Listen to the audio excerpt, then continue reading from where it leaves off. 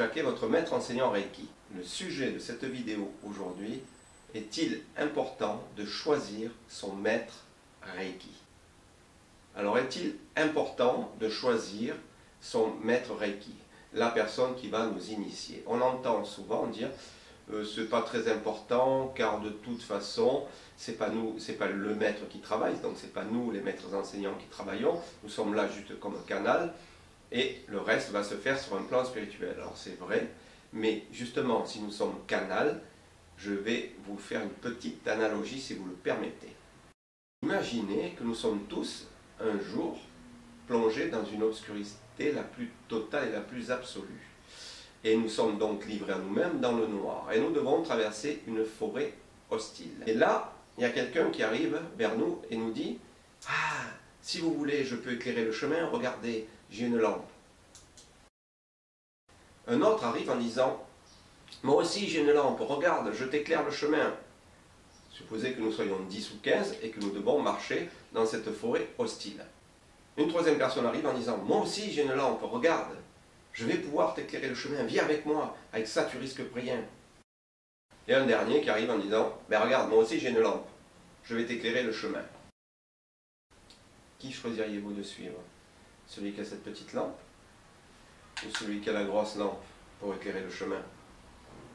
Eh bien vous avez compris, il en est exactement de même pour les maîtres enseignants Reiki. Comme nous sommes un canal, il vaut mieux avoir quelqu'un qui a un taux vibratoire très élevé pour une raison que je vais vous expliquer. Alors le taux vibratoire, on peut le calculer. C'est déjà un atout de plus parce que cela permet effectivement de savoir où on en est un petit peu dans la canalisation d'énergie.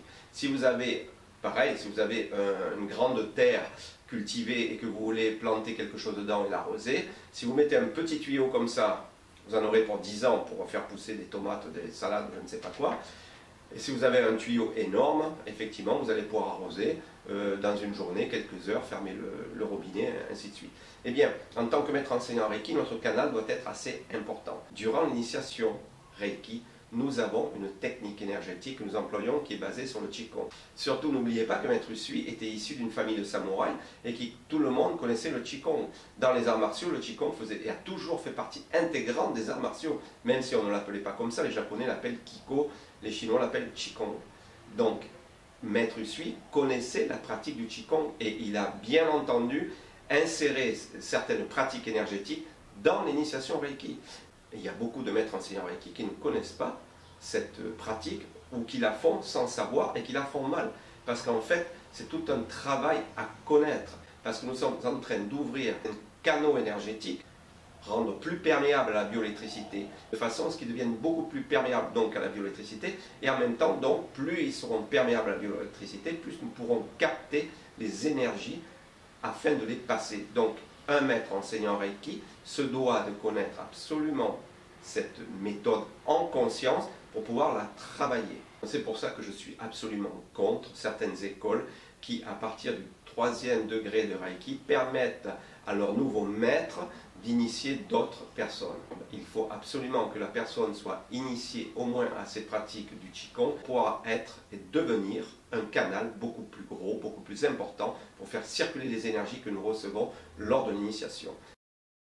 Donc il est très important de savoir à qui l'on a affaire. Donc, la pratique de Qigong qui a été mise dans l'initiation Reiki, les taoïstes appellent cette pratique l'art de longévité.